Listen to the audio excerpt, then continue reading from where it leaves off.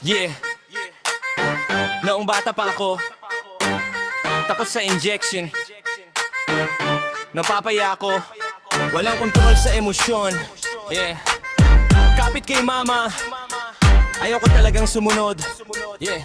Mabilo sa huli, ako rin ay napayoko.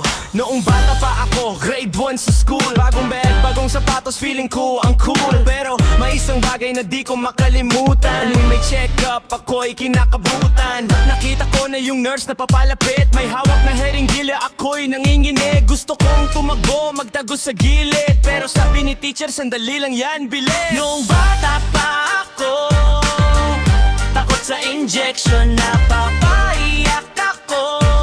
Walang kontrol sa emosyon. Kapit kay mama, ayaw ko talagang sumunod. Pero sa huli, ako rin ay napayo ko. Ako rin ay napayo ko.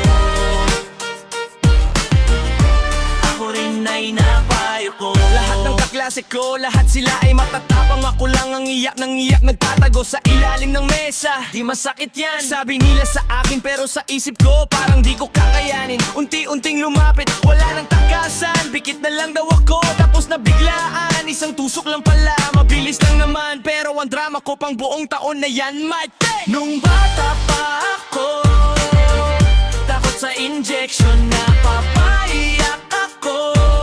Walang kontrol sa emosyon. Kapit kay mama, ayaw ko talagang sumunod. Pero sa huli, ako rin ay napayo ko. Ako rin ay napayo ko.